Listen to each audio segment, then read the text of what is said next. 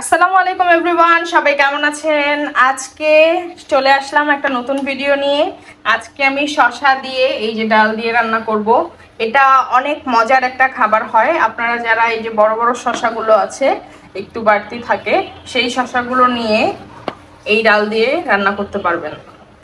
এটা রান্না করার জন্য যে রেসিপিটা সেটা আজকে আমি আপনাদের সাথে শেয়ার করব। আসলে আমরা রমজান মাসে বিভিন্ন ধরনের খাবারই খাই, কিন্তু এই শসা দিয়ে ডাল এটা খেলে কিন্তু শরীর এবং স্বাস্থ্যের জন্য খুবই ভালো, আপনার পেটের জন্য খুবই ভালো থাকবে। তাই আজকে আপনাদেরকে এই রেসিপিটা দেখাবো। তো প্রথমে আমরা এই ডালটা নিয়ে নিয়েছি, এটাকে আমাদেরকে ভেজে নিতে হবে। এই যে ডালগুলো ভাজার জন্য দিয়ে দিলাম। একদম নাড়তে থাকতে হবে কন্টিনিউয়াসলি, যাতে করে পুড়ে যেন না যায়। হ্যাঁ, তাহলে কিন্তু আবার আপনাদের এটা গন্ধ হয়ে যাবে, ধোয়া ধোয়া। একদম ভালো মতো করে লাল লাল করে ব্রাউন কালার হবে আর কি ভেজে নিব। এই যে দেখেন ডালগুলো কিন্তু লাল লাল হয়ে গেছে। এখন কিন্তু এটার বেশি ভাজা যাবে না, কারণ আর এটা কিন্তু একদম কন্টিনিউয়াসলি আপনার নাড়তে হবে, তা না হলে কিন্তু নিচে কালো হয়ে যাবে ডালগুলো পুড়ে। হয়ে গেছে, এখন আমরা এটাকে পানিতে দিয়ে দিব। এই যে আমরা পানিতে দিয়ে আমাদের ডালগুলোকে একদম ধুয়ে নিলাম।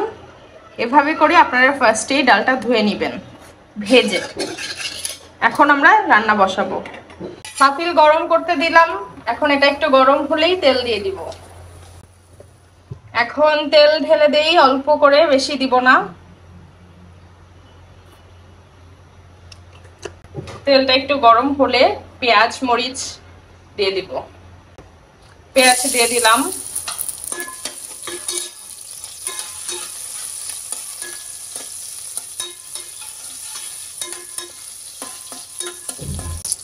পেঁয়াজটা একটু হালকা বাদামি করে ভেজে নিব।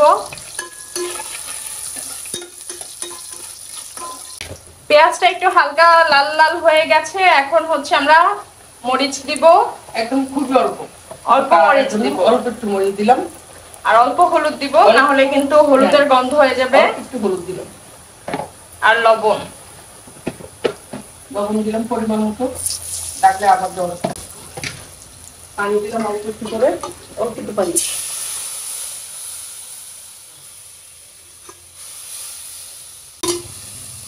এখন এখানে একটু পানি দিয়ে কষালাম। এটা কষানো হয়ে গেছে। এখন আমি ডাল আর ডালটা আর মরিচটা একসাথে দিই।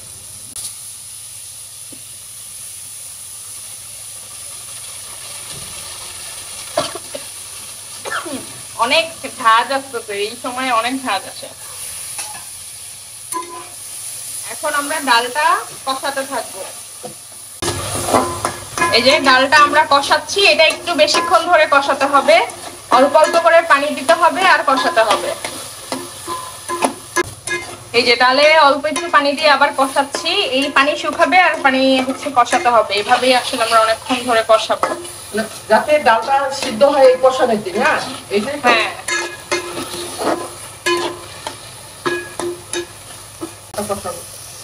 এই যে এখন আবার পানিগুলো শুকিয়ে আসছে, আবার অল্প একটু পানি দিব।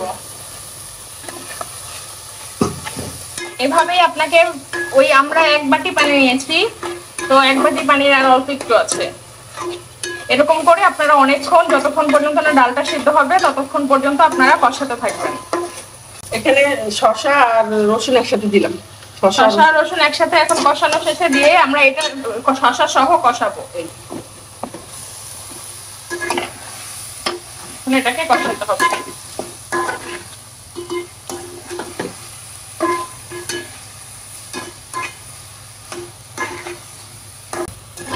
এখন শসা কষানোর জন্য আমরা অল্প একটু পানি দিব।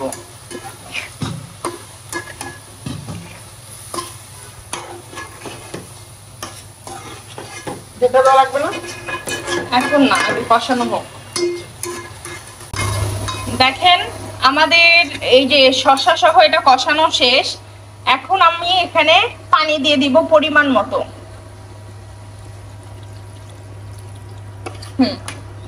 দেখেন আমি এটা একদম শুকনো শুকনো রান্না করবো, তো অত বেশি ডাল ডাল করবো না। হ্যাঁ, আরো একটু লাগবে। হ্যাঁ, হয়ে গেছে। এতটুকু পানি দিয়ে এটাকে এখন ঢেকে দিব।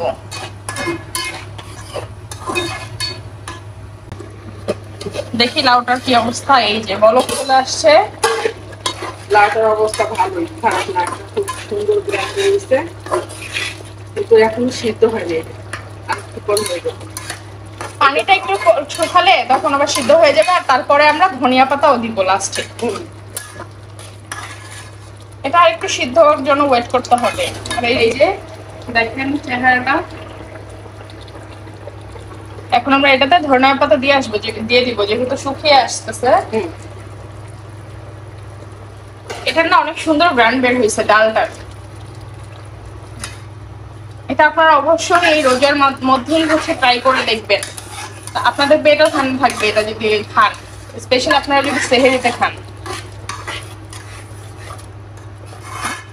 শসা তো এটা আরেকটু ঢেকে দিতে হবে। এখন ঢেকে এই যে পানি শুকিয়ে আসছে, আমাদের শসার তরকারি হয়ে গেছে। আপনারা এটা রমজান মাসে করে খাবেন, আশা করি আপনাদের ভালো লাগবে। তো আজকের ভিডিও আমার এই পর্যন্তই ছিল। যদি ভালো লেগে থাকে অবশ্যই লাইক দিবেন, কমেন্ট করে জানাবেন এটা আপনারা আগে কখনো খেয়েছেন কিনা, আর অবশ্যই সাবস্ক্রাইব করে পাশে থাকবেন। আল্লাহ হাফেজ।